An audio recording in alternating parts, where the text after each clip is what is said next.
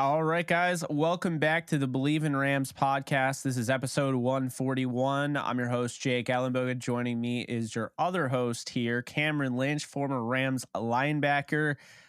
Cam, I love doing this. I know I say it every single time. Excited to do this with you. Before we get into it, be sure to subscribe, like, comment, rate, review, all that stuff. And let's just dive right into the ad read from Bet Online. Basketball is back, and Bet Online remains your number one source for all your sports betting needs this season. You'll always find the latest odds, team matchup info, player news, and game trends at Bet Online. And as your continued source for all sports wagering information, Bet Online features live betting, free contests, and giveaways all season long. Always the fastest and easiest way to bet all your favorite sports and events, whether that's NFL, NBA, NHL, MMA, tennis, boxing, or even golf. Head on over to betonline.ag to join and receive your 50% welcome bonus with your first deposit. Make sure to use promo code Bleav, BLEAV, to receive your rewards. Bet Online, where the game starts. So, Cam, we always start this thing off with the burning question. And we got some news, some kind of rejuvenating, refreshing news. Is that where we are as a 3-9 football team? I don't really care if it is or not. But the burning question is, after the Rams acquired Baker Mayfield by way of waiver claim, Cam, is Baker Mayfield your starting quarterback for the LA Rams for the rest of 2022? Can I get a hell yeah? Of course he is. Of course he is. I think that's exactly what the Rams needed. If people listen to our podcast, they know we want the Rams to run the damn ball, right? And we also want to finish strong. I think those two things are the most important things when it comes to the Bleav in Rams podcast with Jake and Cam is, hey, Rams, run the ball and finish strong. Like, that's it, right? And so the end of this year, seeing that Baker Mayfield is not come on the team, former first-round draft pick, right? It's a slice of humble pie, but he gets another chance. And so I think we've always said it's not how you start, it's always how you finish. And so seeing Baker Mayfield in his career, you start strong, right? And then go down in a lull with the Panthers and then come back up with the Rams. Hopefully, I'm excited to see. And I think we talked about it. Next year is our year, right? A little hopeism there, but next year is our year. And we talked about it last podcast with the Patriots and how they had a loss and then they won the next year and blah, blah. So I'm looking forward to what the Rams are going to bring to the table this weekend. Yeah, or this week, Thursday. Yeah, absolutely. First off, I'm excited we get Rams football on Thursday. I don't know if I'm more excited to get it out of the way, right away. Just that way, if it's bad, it's bad. But no, in all honesty, I think the game will be somewhat fun, and we're going to break that down and get you guys ready for that game. We're also going to be talking about the Seattle game because we're in a weird predicament here where you got to talk about both games, and it's like right in the middle of the week. So, we just figured, all right, let's just do a podcast about both of them. We won't focus too much on the Seattle game, but we can't just not give it any air. Before we get into that, here are the reasons why I like the Baker Mayfield move. First off, evaluating the talent. It's not necessarily just Baker Mayfield that I'm talking about. You want to be able to evaluate Tutu Atwell and develop him and Van Jefferson and Ben Skoranek and maybe Jacob Harris and Brandon Powell, all those guys. And the best way to do that is have a quarterback that can get them the damn ball. And we talk about it. I mean, we'll talk about it, after this little segment here.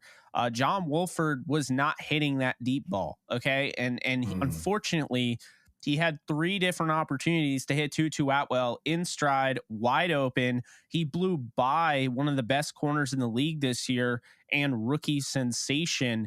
And to me, I just feel like, Atwell's being wasted, Van's being wasted. And I get it. Like, you have your backup in there, it's not the greatest scenario, but let's be honest here. The reason they go out and they get Baker Mayfield is because they don't trust John Wolford to throw deep, and they don't trust Bryce Perkins to throw at all. The way that they call the plays, they clearly don't trust Bryce Perkins. And what I will say about this is that at least with Bryce, he's going to be 26 on the 20th. So that's 13 days from now. At least with him, he's the youngest on the team. So he will be back next year. Exclusive rights free agent. I can't imagine they cut bait with him. But like people were saying, you can't get Baker Mayfield. What about Case Cookus? You got to give him a shot.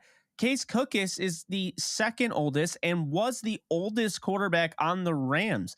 It's not like he's the younger guy. John Wolford was younger.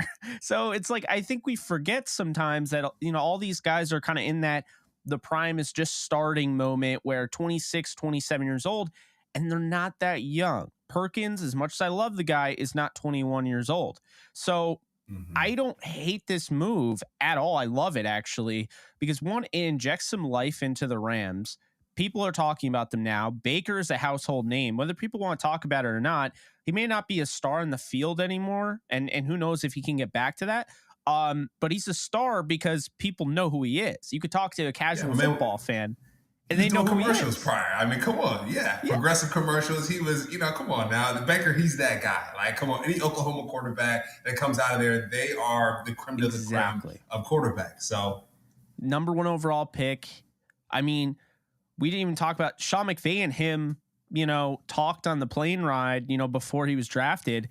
And he flat out told Baker, he's like, if I didn't have my ride or die and Jared Goff, we would do everything we could to go and get you. So these two have had these discussions before. And, first off, like, again, talk about it. It's about evaluating the talent you have on the roster. It's all about next year, but also Baker, because this is not a the way the way it's described is it's like the boomer bust, right? Or like people will say it's a low risk, high reward. How about I hit you with something that you haven't heard before? Maybe you have. It's a no risk, high reward. What are you risking? 1.3 million? It's not coming out of your pocket. It's not coming out of my pocket. It's not coming out of Cam's pocket. So what are you risking? You're not risking anything. This is the perfect thing, Cam. He's a former first overall pick. He, stopped the Browns from that long hemorrhaging losing streak, playoff drought. He stopped that. He led them to their first playoff win since 1994. They went 11-5. He had 2 seasons where he had over a 90 quarterback passer rating, and he broke the rookie passing touchdowns record. This is somebody that has won big games. He's played in games. He's started games. He's got first overall talent, and he's just kind of lost his way. And you can't say, oh, well, we can't just say, well, he went to the Panthers, so he should have just figured it out. It's not that simple. First off, the Panthers have the worst offensive coordinator in the league in Ben McAdoo. I don't know why he's calling plays, Cam. I'll be honest with you. You don't have to say anything. I know you have a lot of respect for people around the league. I don't know why he's calling plays, okay? His big thing is that he was the quarterback coach for Aaron Rodgers. I mean, you and I could be the quarterback coach for Aaron Rodgers. Hey, Aaron, just do your thing. But in all honesty, though, like, that is who he's been working with. I mean, when he worked with Stefanski, that was one thing, right?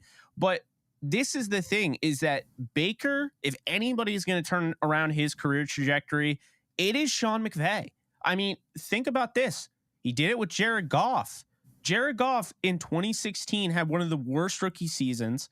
That team was 4-12, and with Jared Goff, he turned them into an 11-5 team that was the 3rd overall seed.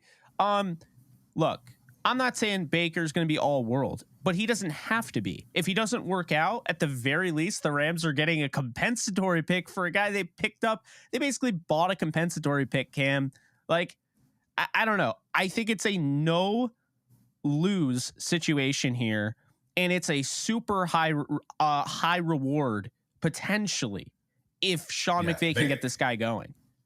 And Baker has the juice, right? At the end of the day, like, Baker has the juice. Now, if you have the sauce, right, this meme went viral, but the sauce is long term. And so Baker, I would say, has the sauce, right? Because his career's been up and down, but he has the juice regardless. So let's respect Baker Mayfield's juice. And I think he's going to apply that juice to the Rams fans. We needed that. We needed folks to really have something to look forward to.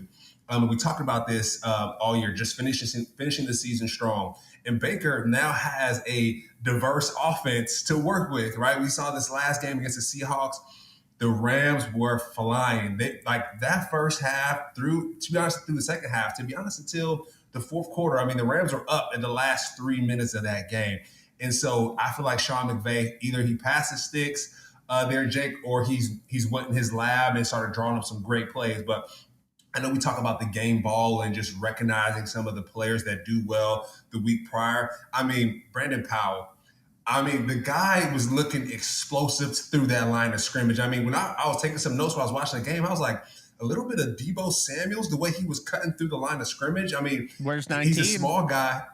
I mean, where's 19? Come on. I mean, just the way he was cutting through the line of scrimmage, Brandon Powell was. He wasn't afraid. He was getting upfield, and he had that spark. And so I just said, I want to give the game ball to Brandon Powell on the offensive side. And then going to the defensive side for the Rams, Michael Hoyt. I mean, my man had 2 sacks back to back. And so seeing, now that Aaron Donald is out, seeing Michael Hoyt step up, cause those 2 sacks, like the Rams need that, right? We need sacks. We need turnovers. And then, my guy, Bobby Wags, though. Come on now, Jake. How'd he do? MVP of the game, man. I mean, yeah.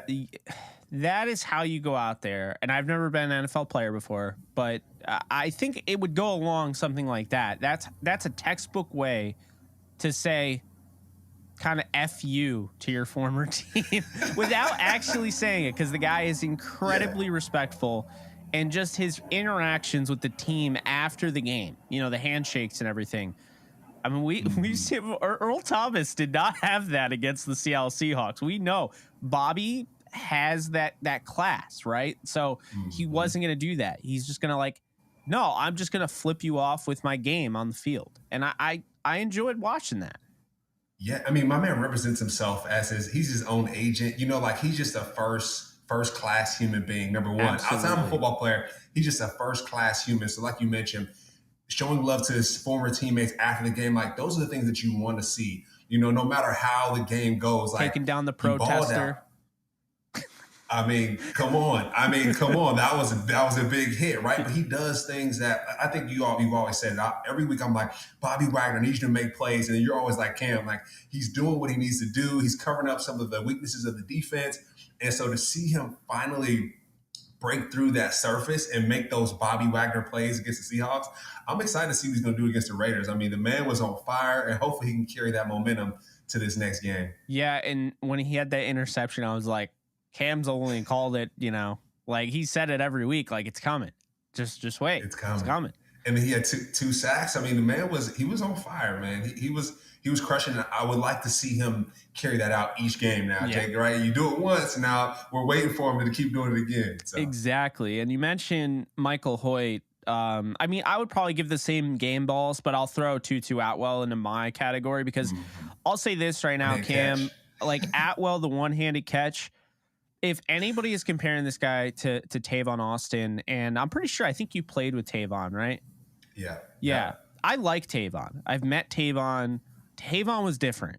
Tavon was more of a gadget, right? Tavon was not a pure receiver like Atwell. I don't feel like it's fair that people are, I mean, maybe it's just coming from me because I'm 5'8". I'm tired of people using size, but but I don't think it's fair to sit there and like automatically put together this idea in your head that Atwell is Tavon. Atwell doesn't have a career trajectory. Atwell is a bust. Tavon was drafted 8th overall, and I would argue was never really used correctly. I mean, that's the name of the game. Sometimes in the NFL, he was the most dynamic player in college. Yeah. He's the most dynamic player in college. Like Reggie Bush, and then you got Tavon Austin. You look up their highlight tape, just like, exactly. Come on, dude. I played him at Syracuse when they were at West Virginia. The man is unbelievable. And so just seeing him cook in college and then get to the NFL and not have as much success is tough. But like to your point though, it's different. And then like I watch Atwell, and the thing that was funny is there's people on Twitter now being like, oh, everyone said that Atwell is a bust. Like, you guys have to. I'm like, oh, I don't have to do anything because, like, I didn't like the pick initially, right? And I actually, because Tutu came on my show, I kind of told him that because I wanted to be upfront with him. I didn't want to say like, hey, yeah, I love that pick, and then he comes to find that video someday, and he's like, man, this guy said that he loved me. What is this? So I told him I did not like the pick, but I liked him. And, I went through his tape after the fact, like, because I watched 3 games of each draft prospect because I don't have all the time in the world to do all of what I do. But when a guy's drafted by the Rams, I make the argument to watch 10, 13, 16, however many games I can get. And, Atwell, the preconceived notion was that he's just this gadget guy. He's just a speedster. And while he's fast, and, the Rams are definitely hoping they have their new Tyreek Hill, I would say he's more closer to being Marquise Brown. But while he's fast, he does run routes. He doesn't have drop issues. This guy gets his hands on the ball. He frames the ball well. I was really, really impressed with Atwell in the limited amount of snaps he's had so far this season. And when you go back, you watch the film at Louisville, this guy's always had that. He's not to dog on Malik Cunningham too much, but he's always had this type of like he was playing with an NFL backup probably, in college. So now, Stafford throws him the ball in stride. That's the best pass he's probably gotten in the last 6 years of him playing football, if I'm being honest. So the whole Wolford underthrow thing, he dealt with that. If you go back and you look at his last year at Louisville, he's used to that. So what I'm excited about is the idea of now Baker is going to be able to throw that deep ball. And if he has to slow down a little bit, that's fine. What I can't have is where a guy is 30 yards down the field and you can't even hit him, and he's you can't have that. So yeah, I'm excited for him. He deserves a game ball. Hoyt, like you mentioned, the guy is just, Sean McVay said, if only we knew that he could play outside linebacker, we would have done that shit sooner. I'm like, yeah. It's come on. But that's the same thing though with Tutu as well, right? It's Tutu can ball. Why take so long to get him running inside the line of scrimmage and do it? And we've been talking about it, man. I know we've been talking about it, but it's you have all these athletes who are in the professional football league for a reason, right? And so these guys can ball, these guys can play, no matter where they come from. They can ball, and so give these guys a chance. And I think Sean McVay this last game, I think we saw it. He's starting to use his tools finally. I mean, it only took when you're pretty much out of the playoff race, but I guess, hey, now let's be honest here. Now that they know, this is what we've been talking about, is find your Nick Scotts, find your Greg Gaineses, find guys like that are going to contribute for next season. And at the very least, you can take solace knowing that the Rams have done that. I'm looking at Tutu Atwell, that guy should start next year. Maybe they won't let him start. Maybe they'll go out and get another receiver. I'm vocalizing that they should not do that. I think Tutu Atwell should start. I think they will get another receiver. If I'm being honest, I do think they pulled the plug on Allen Robinson project. I really believe that. I don't think they know how to use him. That hurts. And that hurts my soul. It hurts me too, man. I put a bet down that he would lead the league in receiving. I was so convinced. It made sense on paper. If they used him the way he was used before, then there's no reason why this guy can't go for 1,600 yards with Cooper Kupp on the other side. But the problem is, they don't know how to use him. And so I don't know if it's they don't know how to, or that, all those injuries to the offensive line really kind of sidelined what they wanted to do. It's probably in the middle of that, right? But it's still something that happened. And while it's frustrating and everything, it's still something that happened. It's still real. And I know that they were interested in Brandon Cooks, and Brandon Cooks is interested in coming back. And I'll be honest with you, I said this on the live stream the other day. When people are in a dire need of a pick-me-up, think about this, for you. What is one thing, Cam, where maybe you're feeling down, maybe it's just not the best day. What are you doing to kind of lift yourself up? A consistent thing. Do you have anything consistent you're doing? Maybe your favorite ice cream you're eating, or your favorite show you're putting on? What are you doing? Yeah, definitely. A walk outside, number one, getting some fresh air. You know what I mean? Taking deep breaths, getting some froyo. At the end, I might do that tonight. You know what I mean? That's my energizer. See, so think about this. So your walk outside, Sean McVay's walk outside, is when, hey, I'm a little worried about the cornerback position. We got a lot of young guys. I'm gonna go out and trade for Troy Hill because he's my walk outside, because I know what he is. right? I have that familiarity with him. See where I'm going with this? The receiver spot. Hey, I'm a little concerned about the receiver spot. A-Rob didn't work out. We're evaluating everybody this offseason. That Brandon Cooks guy sure was good in my offense not long ago. Or, hey, this new GM, which is now literally just the head coach of the Tennessee Titans. I think you know where I'm going with this one, Mike Vrabel. Mike Vrabel and John Robinson did not agree on some things. And one of those things we don't know, but could have been Robert Woods. So what if he was in cap casualty and the Rams were like, hey, Robert, we screwed up. We're sorry. You never should have been traded away. And we never should have paid Allen Robinson. We should have kept you and tried to run it back like we said.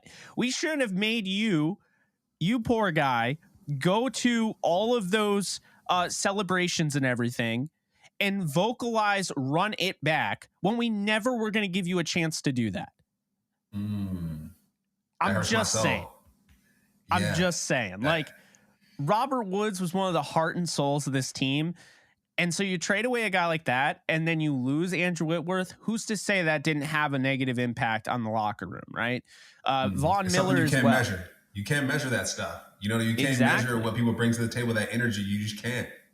I mean, you played on the same team as Bobby Woods. I mean, what was your take about him? Was he like, I mean, I don't know if he was a captain when you were there, but he was like, a leader in the locker room, right? You're talking about Robert Woods? Yeah. Robert. So it's funny. Robert Woods, his grandparents live next to my aunt and my family's house out in Carson, California. So I've been following Robert Woods ever since I was a young kid. Played against some Syracuse versus USC. They blew us out in MetLife when we played up there. Ooh. And I played with them at the Rams as well. And so just Robert Woods, his work ethic, what he brings to the table, it's things that, like I said, you can't measure that. You can't measure what Andrew Whitworth brought to the table. And so I think the Rams are feeling it right now. The Rams' identity, Matthew Stafford won the Super Bowl, that's great. But this year, the hangover year, the Rams' identity is lost. And we're starting to get it right. We're finding it. Baker Mayfield coming into the fold here. We're starting to find that as well. But with Robert Woods leaving, that was a big, big loss for the Rams. I absolutely believe that. I just think, if it's not broke, don't fix it. It just felt like something where you were trying to do too much. And those never seem to end well. I just felt like you had a year of Robert Woods. Like, you knew he was going to come back. If he was in the same boat, keep this in mind. Robert Woods came back before OBJ and Van Jefferson. And that's the guy you got rid of. I'm just saying, he was ready. And he may not have been the best this year, but I think also because the Titans run the most boring offense and they just are like, hey, Derrick Henry, you want to run 30 times? I mean, you'd only run 15 times you're on the Rams, so you might as well run 30 times in case you ever go there. Yeah. But I mean, for real though, it's just like, I mean, I've met Robert Woods. The dude is freaking awesome. I asked him straight up. I'm like, can I call you Bobby Woods? And he's like, yeah, just don't tell my wife that you call me Bobby Woods. But no, in all honesty though, I think he did a lot more for the offense. And I think there were times where, remember, I kept saying they're using Allen Robinson like Robert Woods. And if that's the case, then what is the point? You weren't paying Robbie. You can't. Yeah. You weren't paying Robert Woods as much, right? And Woods is a better blocker. Woods knows the offense better, and Woods had the chemistry with Stafford. And people said he didn't even have chemistry with Stafford, but Robert Woods, before he tore his ACL, had more receiving yards than Allen Robinson has this year. So I'm just saying, like, he was kind of used in a lot of those dagger concepts to open up opportunities for Cooper Kupp, those legal picks, things like that. And I just don't think he gets enough credit. And, I think people. Where do we think Cooper Kupp learned his game from? Right? Like, who showed him the ropes like Robert Woods was right there showing him the ropes, where to go, what to do. Robert Woods was that guy before Cooper Kupp became that guy. And so it's hard to move forward and be successful whenever the foundation is uprooted, right? When it comes to great players and whatnot. So that's what Les need, hopefully, like I said, he listens to the podcast, he understands what we're saying here. right? So we'll see where that goes. And then, I mean, Brandon Cooks had in his first 3 games with the Rams, I think he had more receiving yards than Allen Robinson had this whole year, if I'm not mistaken. At least the fact that it's even close tells you all you need to know. So, and to be fair, the Cooper Kupp was Matthew Stafford's favorite target, right? Yeah. Like we saw that's all he was throwing the ball to was Cooper Kupp, and unfortunately he got hurt from it. But right, like it's just like, hey, let's figure out how to diversify, like we've been talking about. So Cooper Kupp might be healthy at this point, right? Like if he wasn't targeted so much, could he be healthy at this point? We don't know, right? That's in the past, but we have to move forward, and the Raiders are up next, so. Excited to see what this new offense is going to look like. What even offense are we going to get, Cam? I mean, this is like opening up your present on Christmas morning. Like, is it Wolford? Is it Perkins? Are they just going to be like, you know what? We're insane. We know we're insane. We were insane when we made the trade for Stafford. So you guys shouldn't be surprised when we throw out number 17 Baker Mayfield to start. And not even like, I mean, this guy literally finds out he's a Ram at 4:00 Eastern time on Tuesday, right? And so he gets to LA at 8. He has been in LA for not even like 48 hours. I mean, if this guy actually starts, Sean McVay is insane, like beyond insane in the membrane. Like it's just, what the hell? But I'm all for it, right? Because here's my argument, Cam, for why they should start him. Because before people turn the channel, understand this. The Rams are not running that really complicated same offensive structure that they were running with Matthew Stafford. Okay. John Wolford may know most of the offense, but they can't even run that offense because they don't have the offensive line to do it. They don't have the weapons to do it. You think about it. Where does Kevin Stefanski's offense fall into? Falls in that same Shanahan type of tree, right?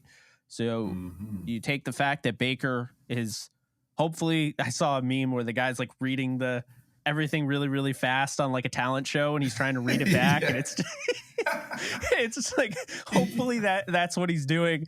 But look, this guy got the playbook. He was hopefully reading it the whole flight down.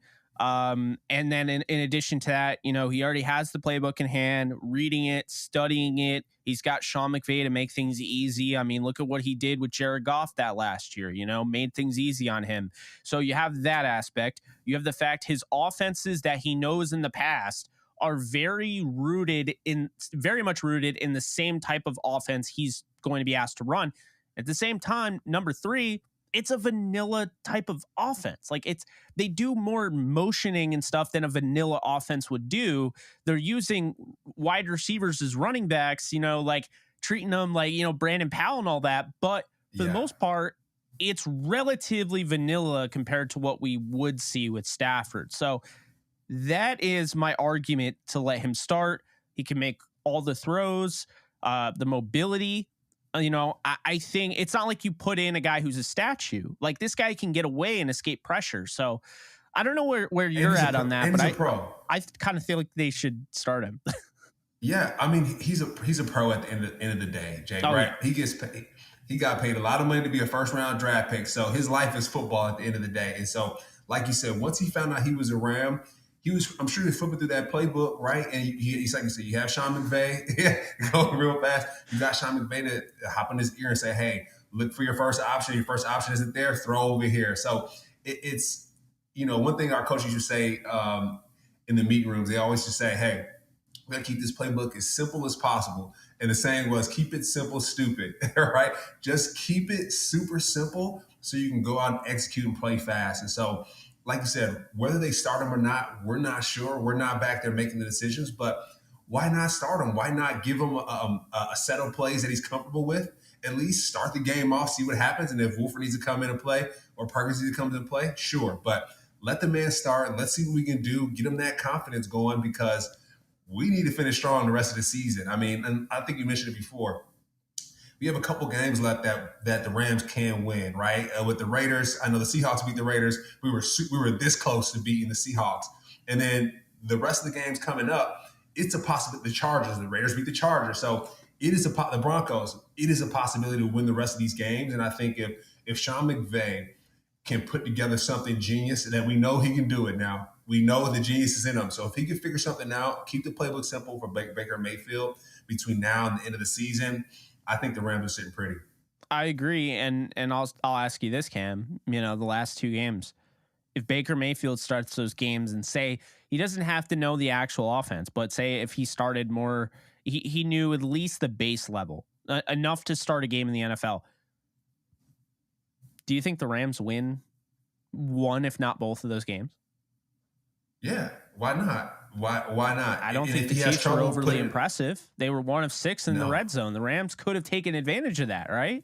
I mean, yeah. And that's where the Rams defense comes in as well, right? Where Bobby Wagner has to keep cranking up his play, right? Michael Hoyt coming in, keep cranking up their play. And so the Rams defense and special teams, they know that they have a situation on their hands, similar to what the season's been like, but they're starting to turn up their gameplay. Jalen Ramsey locking in, right? Like, I don't know what's going on with Jalen Ramsey. I know he has a lot of great plays. I know we see a lot of the bad ones because they got to help him out in the secondary. They got to help him.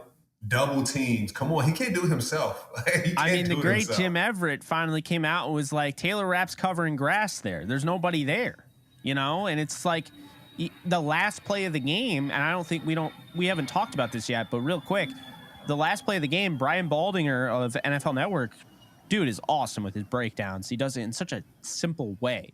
But that last play with Metcalf, like, first off, as he says, like, Ramsey does not have bad coverage on him, right? At that point, it's just like a penalty kick because Ramsey guesses here, so he puts the arm down here, the ball goes here.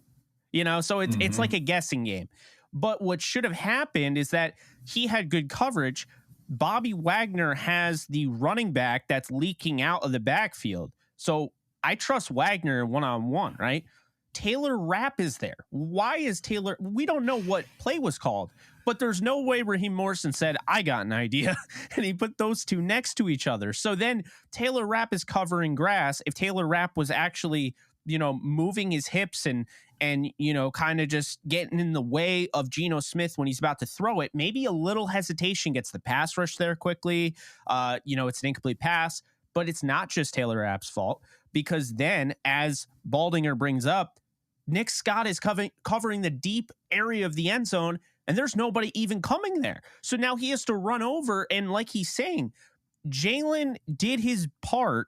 You need to at least be there and give Metcalf a hit on the ball as soon as it gets there. That needs to be right on a dime. And Nick Scott gets there late. It's all on Ramsey now. It's like Ramsey needs help. And I think we're going to see that next year. They're going to evaluate the film and be like, we need some more help in the secondary. This guy deserves it. Troy Hill's been having issues with injuries all year, so I don't know if they'll bring him back. But, it's one of those things, man. It's been incredibly frustrating because now you have all these people like, Ramsey's washed, he's trash. I'm like, no. Just enjoy this right now, Ramsey haters, because he is coming for blood next year. There is no way. And also, give this guy some respect, man. He's out there, he's balling, and he's putting his body and his life on the line in games that are meaningless at this point. I mean, think about that. In the grand scheme of things, you're already the best cornerback in football. I don't care how this season went. You're the best cornerback in football. You just won the Super Bowl. I mean, Jalen could have just been like, ow, my elbow, and just sat out the rest of the year. But I have a tremendous amount of respect for somebody that's willing to go out there, put his body on the line, and he's doing it this week. And they're 3-9.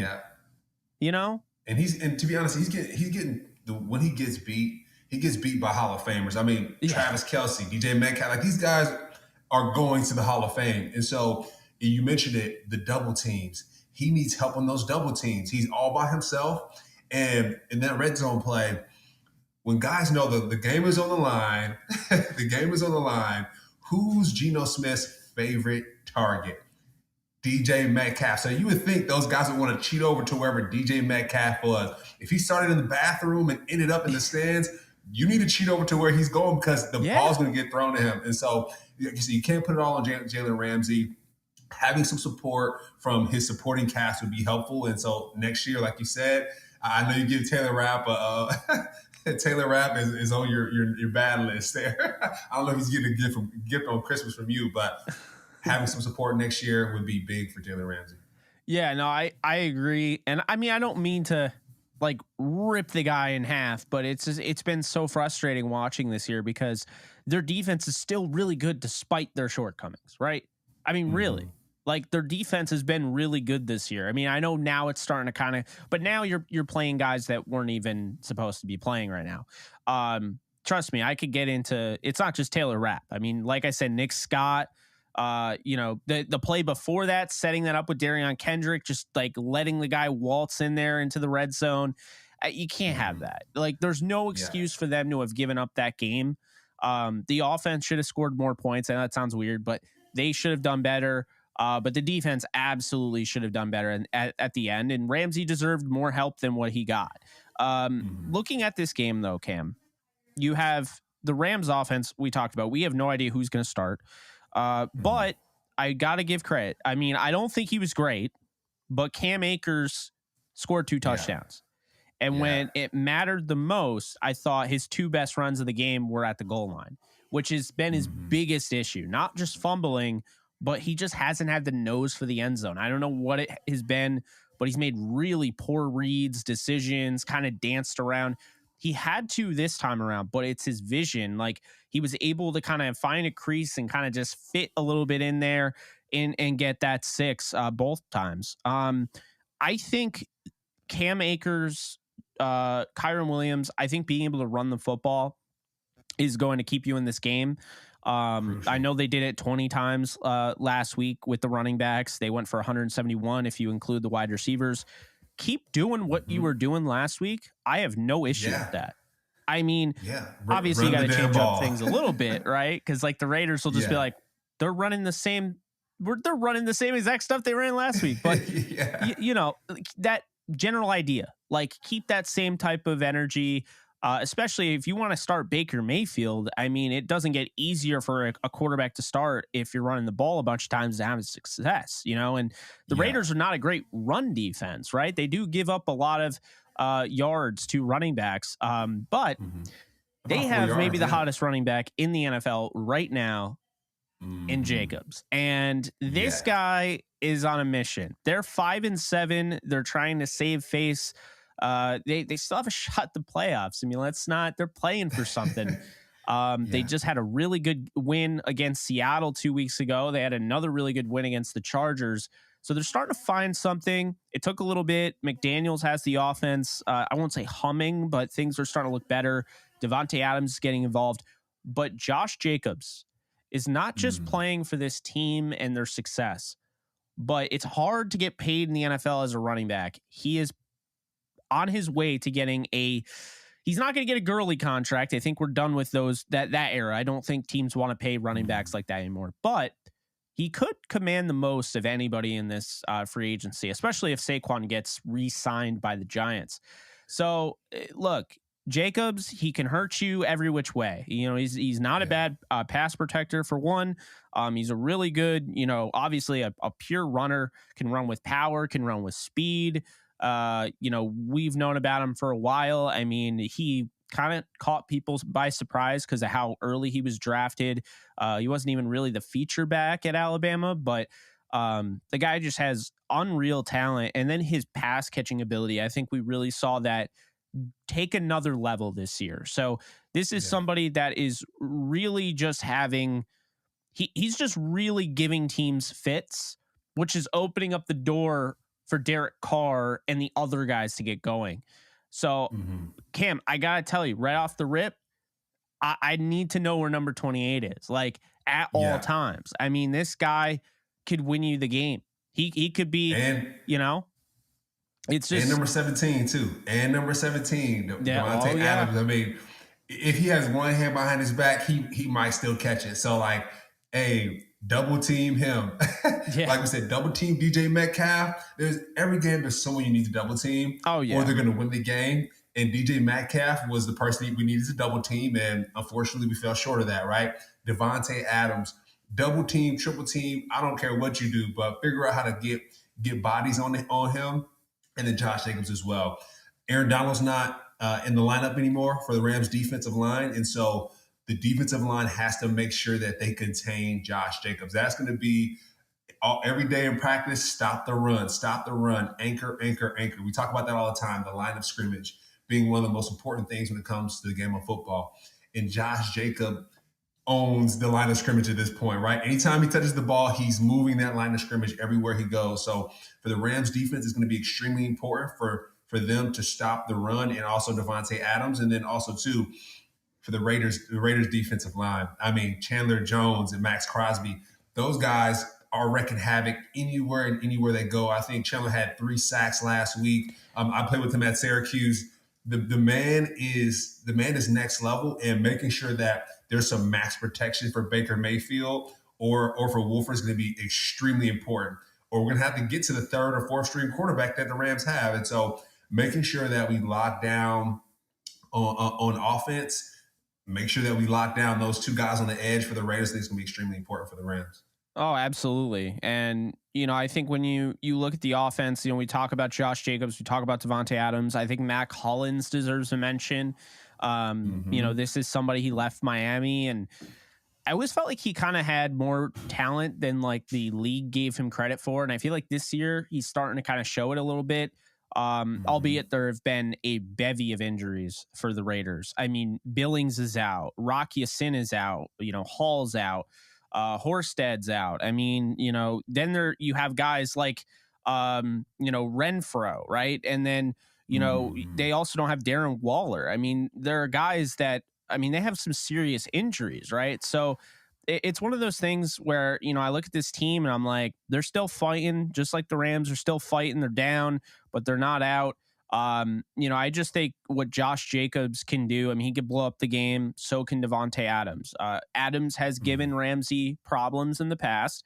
Keelan Cole isn't half bad. He was one of the top receivers for the Jets prior to joining them. And then I think the offensive line, there's opportunity here for the Rams pass rush. Colton Miller, he's a solid player. Dylan Parham's not free agent. He's a rookie out of Memphis, the 3rd rounder at left guard. You have Andre James, Alex Bars, and Jermaine Illuminor. And I just don't think they're a great offensive line by any stretch. I think that is honestly what makes Josh Jacobs so damn impressive, Cam, is that he doesn't have like the built for tough offensive line of the year Rams in 2018. He doesn't have the Cowboys offensive line of the year like back when Zeke Elliott first came onto the scene. He is not running behind the greatest offensive line in football. He's just making stuff happen, and so big plays. Yeah, I look at this offensive line and I'm like, this is an opportunity for Hoyt again. He bullied. Let's be honest here. I think Charles Cross has a future in this league. He bullied him. 1st round pick, bullied him. Leonard Floyd, I think is somebody, he can definitely get after it. And, he's done that. I think Jermaine Illuminor, I think he can, beat 1v1. I wouldn't be surprised if the Rams give Carr some fits. Really looking at their offensive line, I wouldn't be surprised about it at all. I think when you look at the defense, they got a lot of guys that can force turnovers. You look at Trayvon Merrick from TCU. You have guys like that. You have Nate Hobbs, who's a really good tackling corner. You got Perryman. They filled this team with hard-hitting players. Amik Robertson is known for being that hard-hitting nickelback. And then, I think you look at, obviously you mentioned Max Crosby and Chandler Jones. Those guys can force turnovers off the edge. You got Jayon Brown, formerly from the Titans. There are guys all over the place that will rip the ball out, or they will hit you so hard that you don't have the ball anymore. And so, Cam Akers, beware, right? Kyron Williams, who had 8 fumbles in his college career, beware. This is again, we haven't seen fumbles from the Rams. Right? It hasn't happened in a while. I'm knocking on wood right now, but I'm looking at this team and I got news for you, Cam. I don't feel good about this. They let Jonathan Abram go, and that dude hits people harder than anybody I've ever seen, because I saw his practice up close and personal. That guy has popped behind his pads, but he's gone. They didn't lose that hard-hitting, fearsome ability that they have in that defense. They still have that with those guys. So that is a little concerning to me. I think this is a physical defense. They're not great against the run, but you don't have to be great against the run. You could give up a 99-yard run, and then if you strip the ball out the 1-yard line, you did your job, right? I mean, the ball goes out of bounds. It's a safety, not a safety. It's a touchback, and then you get the ball. So and the Rams are gonna have to run the football. And like as we're talking, as I'm thinking about it, they're gonna have to run the football and protect it, right? Because if Baker Mayfield's back there, he's gonna get pressure. I know for the Chargers, they got pressured a lot. He's going to get pressure Baker Mayfield, so they're going to have to run the ball really, really well to set up the pass. Run the damn ball, right? You run the damn ball. Like that's all we need to happen. I'm really excited to see this Rams offense. I think we saw a different one this past week with Brandon Powell. So Brandon Powell, hold on to that football because you're going to be running against Denzel Perryman, like you said, who lays the wood. I mean, the man hits really hard. He's from Miami. He can play ball flat out. That Raiders defense, they can play ball, but they're not unbeatable. They're not unbeatable. Like you said, they give up the run a lot. And I think the Rams ran the ball 20 times last week. They need to probably amp that up to about 30 if they can to find some success. But and then also too, Tyler Higbee. If my man Higbee can come alive, I think that'd be really great for this Rams team. I mean, he needs to come alive these next couple of games. Because I know some of the Rams fans are like, hey, this guy's not catching the ball too well, or his speed is not too well. So I'm hoping that he shows out this game coming up against the Raiders. Yeah, I mean, I didn't think I would be in a position where I'm saying, okay, Tyler Higbee, I don't know about the future at tight end anymore. I mean, Tyler Higbee is arguably the greatest tight end in Rams history. Now, there haven't been a ton of great tight ends. I will give a shout out to Pete Holohan. I'll give a shout out to Billy Truix, and I'll give a shout out to, and I'll probably just keep it at that, Roland Williams, because Roland, Syracuse guy. Yeah, I appreciate that. I was about to say, got to throw a big roll. He actually, he came on the show. I want to say last year, 2 years ago. He's a big Rams fan still, so I think he lives in LA. Where's all his rings? Yeah. He lives in LA, wears all his ring. He's in Thousand Oaks. Great guy. Yeah, that guy is awesome. He deserves a shout out. I also I just have to say, like, with Higbee, he's still, I mean, it doesn't change the fact he's probably the greatest Rams tight end of all time. But I don't know if it's necessarily me against Higbee because I feel like he's banged up, Cam. I've said that. I know they haven't really reported it, although he finally missed practice. I think it was like a rest. So I kind of feel like he's just banged up and maybe not like voicing that. He just doesn't feel like he did earlier in the season. I don't feel like guys just fall off for no reason, right? So I would say this. Now is the time for Bryson Hopkins to step up and for you to actually use him. Because if you don't even have him, I'm a little worried about Higbee and how much they're paying him right now. You don't have a tight end. Blanton's out the door. You're not giving Jacob Harris a shot. They don't even know what they're doing with Jacob Harris. So I just feel like this is a team that could very well be looking at the tight end position early in the draft next year. They could be looking at him free agency. They were interested in Zach Ertz at one point or another. So the Rams are weird like that. Like they've shown in the past, like, hey, we were interested in tight end and now they're not. And I mean, look, OJ Howard was available and they didn't even like move an inch to go out and get him. So, I mean, could you really tell me right now that OJ Howard couldn't help this team at tight end? I know he's not really doing much, but I feel like in a Sean McVay offense, he could do something. Yeah, I played with OJ at the Buccaneers. I mean, he's mossed me plenty of times. I mean, the man's 6'5", 240-something pounds, running a 4.6 or 4.5. Like, there's no way that he couldn't be an asset to the Rams. And I think we talk about this. The tight end a lot of times is the quarterback's best friend, right? Yeah. And so you think about a Patrick Mahomes and Travis Kelce, Tom Brady, and our guy Gronk. And so having a tight end at the disposal of a quarterback is extremely important, especially in a time like this where you got Chandler Jones and Max Crosby, rushing the passer.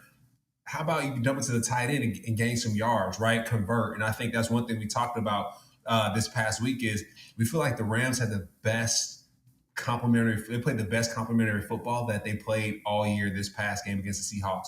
And so when it comes to the safety of a quarterback, the way you complement that is you run the ball and have someone to throw to, which is the tight end.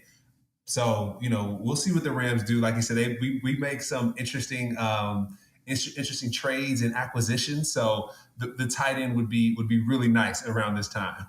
Yeah, I mean, I'm seeing Johnny Munt do more on the Vikings, and that's a guy I know they wanted back, but he decided to follow Kevin O'Connell. It's very, very interesting. You got Roger Carter on the practice squad. I think Jared Pinkney's still there. I don't know. You got to get one of those guys going. If not, I think Michael Hoyt's going to have to be pulling double duty, man. I think he's going to have to just come in and play tight end because they need a spark, at that position. Eventually, I'll say this. The Rams don't even need receivers. Like, if you gave them an elite tight end, John Wolford could have cut you up because, like you're saying, like, a tight end is a quarterback's best friend. It's their safety net, security blanket, whatever. If you, like, Tyler Higbee's not 100% and that's who you're throwing to, and then Bryson Hopkins comes in and you don't even trust him, you don't have that. And now all of a sudden you're not really using running back screens. What are you doing? And that's a really good point that you made, because I do think tight end has become somewhat of a need if we're really addressing it. The rest of the year, you're not going to be able to change much. But I'm thinking next year, the Rams look at this. If Bryson doesn't step up, or if they just don't use it, maybe they're just not that high on him. But he's got to step up, and they got to give him an opportunity. I think looking at the defense, speaking of opportunity, I'm hoping we see Daniel Hardy. Hardy was activated off IR last week. He's their 7th round pick. He is the only answer. The only answer they had all off season to losing Von Miller. They drafted Daniel Hardy in the 7th round. Now, I'm a Hardy fan, right? I just don't know why they waited until the 7th round to address the pass rusher spot. But it's time to let him play, because I need to know, and the Rams need to know, what the hell is going on with him. Like, does this guy have it? If he has it, get him these reps. You're never going to find a more valuable, losing season than right now, because the Rams are in an interesting position where they can take literally everybody by shock next year, except for the Bleav in Rams podcast, and turn it around and run it back a year later, right? I wouldn't be surprised if they won the Super Bowl next year. As crazy as that sounds, I don't think it's that crazy. I think they've had ridiculous amount of injuries, and I think that they tried some experimenting, with an Allen Robinson here, and maybe trying to change their philosophy a little bit, and I think it blew up in their face a little bit just because of all the injuries. And so I think things will change if they go back to more of the, hey, we're comfortable with this. Let's stick with this. Let's bring back a familiar piece, things like that. And then they obviously need, by the graces of God, to not be injured everywhere. That's where depth comes in. They got to build the depth now. They got to figure that out now. Exactly. And that's where it starts, with a Bryson Hopkins here and a Daniel Hardy here. And they gotta give these guys a shot, right? So that's my hope. I will say Baker threw to a lot of tight ends in Cleveland. So if he comes to the Rams, he starts as early as Thursday or next week. If I'm being honest, I think it's more likely we see Perkins on Thursday. We see a little Baker just trying to get his feet wet a little bit. But we see a little Baker. Maybe Baker comes in if the game is a blowout, or, if they're looking for that spark, say the offense just isn't quite clicking the way they want it to. And then at the half, they put in Baker Mayfield. Hopefully he ignites a spark in that offense. I could see that. But I think they're really planning for the next week, because you get the mini bye essentially playing on Thursday night. But the way I see it is that, Baker was throwing to Njoku, Baker was throwing to Harrison Bryant, Baker was throwing to Austin Hooper. I mean, he threw to all different tight ends, and I feel like, he definitely having that, expectation, like when he was throwing to Tommy Tremble with Carolina and, Ian Thomas. I don't think he's a guy that's going to prioritize one tight end over the other. He really never did. So I think that's a good thing. You put him in there, maybe you can get Bryson Hopkins some opportunities. Maybe you can get Roger Carter some opportunities. Who knows? Maybe they sign another tight end after this week and be like, all right, we need some help here, because it's gotten to the point where now we're talking about it. And before we weren't talking about it. It just felt like, oh, Tyler Higbee's a top 10 tight end in football when healthy. That's cool. Like it doesn't matter who the backup is because we haven't had to see the backup. And now it's like, what are we doing? Yeah, we need a tight end here, especially for undersized quarterbacks too, right? A lot of time with undersized quarterbacks, Baker Mayfield might be 6 feet tall, maybe if that, and so having a quick outlet is going to be extremely important. And I want to say this too for Bryce Perkins as he's preparing for this game, Wolford, whoever starts there. Continue to fight, because at the end of the day with Bryce Perkins, he's a run first quarterback, right? I went back and watched his Virginia tape, like I said last week, and my man is looking to run the football at the end of the day. And then Wolford as well. Last week, a lot of sprint outs. I don't know if you saw a lot of play action sprint outs for Wolford. And so continue to do a lot of those things to get the quarterbacks on the move. The Rams quarterbacks like to be on the move and like to pass on the move. So continue to create scenarios like that. Come on, Sean McVay, get in that lab. Let's cook something up. And then when Baker Mayfield gets a chance to hit the field, excite the Rams nation. Hey, let's give them some deep balls. Let's to Tutu Atwell. Let's change it up, man. Let's shake things up. It's the time to shake things up. Bleav in Tutu. Yes, I mean, my God, Baker Mayfield deep to Tutu Atwell, touchdown LA, like chills, man. I mean, let's be honest. I had freaking chills when Matthew Stafford hit Tutu Atwell in stride against the Saints. They were winning that ball game if he didn't get hurt. And maybe we're talking about a completely different team if he doesn't get hurt. I mean, to be honest with you, it seemed like that Saints game is when they really started to put their best foot forward. And, they started playing with like another level of like urgency, right? I think this is a big game because you don't get many primetime games moving forward. This is the only one at SoFi. Because, I know everyone is convinced they'll keep Battle for LA because of what it means, but no, they're not. They're going to flex that out of Sunday Night Football. There's no way that is going to be Sunday Night Football. I think it's week 15 or 16. There's no way it's going to be Baker Mayfield versus Justin Herbert. And the big redeeming quality here is that they play at the same stadium and that Justin Herbert is trying to lead the Chargers to the playoffs. No one's going to care, right? It's going to be a Dallas Cowboys game. It's going to be a 49ers game. It's going to be a Chiefs, a Bills. There are way too many teams that are playing meaningful football right now that are going to take that. So with that said, the Rams have 2 guaranteed primetime games. One of them is in Green Bay, and this one is in LA. This is the only one in LA. And these two have a rival, right? A rivalry, because it's not a big rivalry. It's not like the players are really in on this rivalry, but the fans, because the Carson Project. Let's not forget, the Raiders were expected to move to LA with the Chargers. Things changed, and the Raiders ended up going to Vegas. And you could argue the population of Raiders fans in LA, I mean, it might be bigger because they were there longer, right? So, I mean, my dad's a Raiders fan. I played for the Rams. He would say, "Hey son, like I got the Raiders on this one. I don't know, but I got the Raiders." A lot of my family are Raiders fans. We're from LA, so yeah, the black hole is going to be in full effect at SoFi this week. Your family was rooting against you. They were the Raiders. So, quick story: we played a game at the Raiders Stadium in 2016. I think it was 2015 or 2016. And my family members, they were like, "Hey, like, I got to wear Raiders gear because, like, I want to see you on the field. And if I'm wearing Rams gear, something bad might happen to me." But I was like, "Oh my God, that's right." Yeah. By the way, it's like that. I think that's why, if you're wondering, I 100%. People could tell me I'm wrong, and I would still think I'm right. The Rams and Chargers are only sharing because the Rams and Chargers, like, so Stan Kroenke, that whole pitch to the NFL is that we want this to be a campus that's kind of family friendly. And I feel like if it was Rams Raiders, that's the type of shit you'd be dealing with. And I just feel like they're like, no, we're not having that. You know what I'm saying? Little kids flipping up middle fingers at us on the bus. Like, Raiders fans are they're a different breed. God bless them. But when I saw little kids literally giving us the bird while we were traveling to the stadium in the bus, Ashton and I knew that. I was like, okay, it's family, like y'all are good to wear your Raiders gear for this game. Like y'all are good. And I want to give Cam a moment of silence because he had to play in that god awful stadium.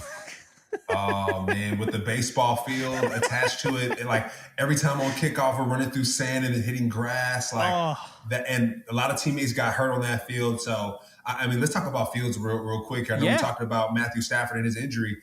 Going to purely grass fields would be amazing. I mean, as a former player, like it feels no better, dirt, it smells better. No dirt, no baseball dirt. That's no bueno. Let's cut that out. I used to sit there and I was like, it didn't matter if you guys were 1-15. Okay. I'm watching Rams games and I'm watching. And when you guys played the Raiders, I was sitting there like, this is ugly, man. Like, it doesn't matter if you guys are up 52-0. They did win 52-0 against the Raiders. But it doesn't matter what you're up because that stadium sucks. No one goes there. And the A's are going to move to Vegas now because no one gives a shit about that stadium. It's disgusting. It was brutal. A lot of injuries at that stadium. So, and it just looks don't suggest it. A baseball diamond on a football field, like the atmosphere of a football game. Seeing the grass, even seeing the turf. I'm against turf entirely. Don't get me wrong. I'm an ally, right? But there's something about a football field. There's something about baseball diamond where like the field is part of the experience. It's not the same like. You go to a hockey game and like the ice is really cool. It's got the logo. No idea how they do that. Really cool. But it's not like the experience, right? Like it's cool, but it doesn't feel like it's like baseball diamond. That is crazy looking. Baseball park looks amazing. Football field looks amazing. You start putting like, baseball diamonds with football fields or football fields with baseball diamonds. Or when I went to the Yankee game and I see, God forbid, I see soccer lines, like a soccer field line in the outfield, that makes me want to hurl. Yeah, it's confusing. I'm just confused the whole time. I'm like, what is this? Yeah, I know. And I'm like, why is it like it's kind of going out of bounds? So it's like it doesn't even look nice. Like if you did I'm not saying I would advocate for a baseball diamond ever, but you put a baseball diamond in the middle, and I guess it looks a little bit better. It's just how they obviously have to do it. But it looks so bad. It looks like someone made it on like Microsoft Paint. Like they had to create like it's just awful. It's very elementary. It is very elementary. That's what you do in Pee Wee. In Pee Wee, you play football on the baseball fields, like in the corner of the outfield. God. Like, let's get away from that. Yeah, no, for real. And let's get away from that because we're going to piss off some people who apparently love baseball diamonds on football fields. I don't know. That is a very, very, very small minority, but I'm sure they're out there. Maybe a weird fetish or something. The X factors. So going in this game, the X factors here, Cam, I'll throw one for each team. Obviously, we always do this. So the Rams offensive side, the X factor has to be Tutu Atwell for me. I just think he's a guy that can break the game open. And if you can get him the ball, I think now, Sean McVay is now known that like, hey, look, like we don't have the quarterback to get him the ball. Maybe Bryce Perkins can, but Wolford can't. And so if they don't trust Bryce Perkins to throw, then we don't have a quarterback to get him the football. So they're going to try different ways. Obviously same how they did with Powell. I think they're going to use him more in the end arounds. I think the important thing here is just because you have Brandon Powell doesn't mean he has to be exclusively that guy. You can still use Atwell and vice versa. And I thought they complemented each other well because they run with different styles. One's more speed, one's more, quick, like the more jaggedy steps, right? Like, that's of course Powell. So I think he's an X factor there for the Rams on the offensive side. The defensive side, I'm going to go with my guy, Michael Hoyt. I picked him up in our dynasty fantasy league. He is starting for me, man. I didn't think that was even possible, but I lost Aaron Donald, so I had to do something. Michael Hoyt had 2 sacks last week. He had a forced fumble and is only his second start at outside linebacker. Very excited about him. Then you look over at the Raiders, the offense. I'm not going to go with Josh Jacobs because that seems way too obvious, right? So I'm going to say it's going to be Foster Moreau. We talked about tight ends. They've been a big focal point on this podcast, this episode, specifically to the Rams. But Moreau has had to take over, and I think he's done a pretty decent job considering Darren Waller's out. Those are huge shoes to fill. And I think Moreau, he's a guy that can make plays. He's a guy that can find the end zone. He's somebody that can hold on to, when he, catches through contact. So I think Moreau is definitely, when the Rams are trying to force their focus onto Devontae Adams and Josh Jacobs, they can't let Moreau beat them. They did a really nice job the majority of the year, stopping tight ends. Kind of, they've kind of let tight ends go a little bit out on them. You talk about Fant last week, and obviously like Kelsey's going to beat you any week, but he's definitely that guy. And then I think on the defensive side, you gotta. I mean, is he an X factor? He is the factor, right? But there's also another guy there that I'll let you use because I know you want to use him. So I'm going to go with Max Crosby. Friend of the show, Alexis and I interviewed him on DTR when he came out of Eastern Michigan. And this guy ran a ridiculous 40 time. He had a great combine. And I was like, who is this guy? So I go and I watch the tape and I'm like, that needs to be a Ram. Okay, he needs to be a Ram. They need to draft this guy. And then Alexis set up an interview with him. So we talked with him. Really nice dude, really humble. And he's turned into one of the best pass rushers in football. And the guy was drafted in the 4th round the year that they drafted freaking Cleveland Farrell 4th overall. So that is something there. But he's somebody that is so dangerous because he's fast, he's quick, he's smart. He can help you in the run game, but he's also like a legit pass rusher that's got a plan.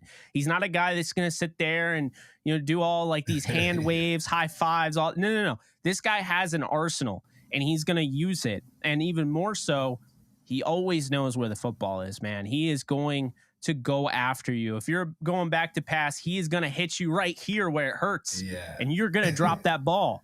So he's the X factor. Max X Crosby. X. Okay. Now I'm going to stay on the Raiders side for my X factors. I'm going to go the opposite side of the line, not the opposite side of the line of scrimmage, but the other side, right? In Chandler Jones. I mean, can we say Hall of Famer? The guy, 3 sacks last week. He's great. Led the league in sacks when he was with the Patriots. Cardinals, he's a flat out baller. We call him in college. We call him Sackman Jones. The man is a beast. And so that goes without saying anything else. And then on the offensive side, you mentioned Rams will have to double team Devontae Adams. And they're going to have to stop the run with Josh Jacobs. But the person I think they're going to find, they're going to look for is Max Hollins. Mac Hollins, he's shown out. I know he has that captain letter on his jersey, so the team trusts him. And so I'm sure the ball's going to find him a lot this game coming up. If the Rams do what they're supposed to do and double team Devontae Adams, that's just period, right? Yeah. It's like the thing with Steph Curry, guard him once he wakes up. Like Devontae Adams, guard him as soon as he's finished brushing his teeth. Hey, right there, defense, let's go. So double teaming him is going to be really important. And then on the Rams side, sticking to the offense, I'm going to go Brandon Powell. My man Powell was balling. Like I said, I felt a little Debo seeing him cut through the line of scrimmage. When you see smaller guys in football run through the line of scrimmage, it takes a lot. I mean, the guys, like you said, 5'8", 5'9", maybe, soaking wet, 180 pounds, 70 pounds, going against guys that are 290, 280, and guys that are hitting hard, like a Denzel Perryman. So Brandon Powell's going to be my X factor. I think he crushed it last week, and I think he'll crush it this week. And then on defense for the Rams, the assassin, Nick Scott. I mean, I'm starting to like him more and more each week. I know you always called him out. He's been on your X factor for, I'm sure, a couple of these episodes, these podcasts. But just to see him progress, to see how he does in the game and separates people from the ball, I think that's my favorite part when we have a safety that can really remove enough an offensive player from the football. Oh yeah. That's exciting to see. And so I know they call him the assassin or whatever that looks like. So hopefully he's going to be the assassin this week and maybe remove Devontae Adams from the football as well. As soon as he said that he's Raheem Morris's assassin, I was like, okay, so he's signing. They're going to sign him. He'll be on the team next year. Yeah, so we got the X factors out of the way there. Now here comes the end of the podcast where we predict what the score is going to be and who's going to win this game. And I will let you go first.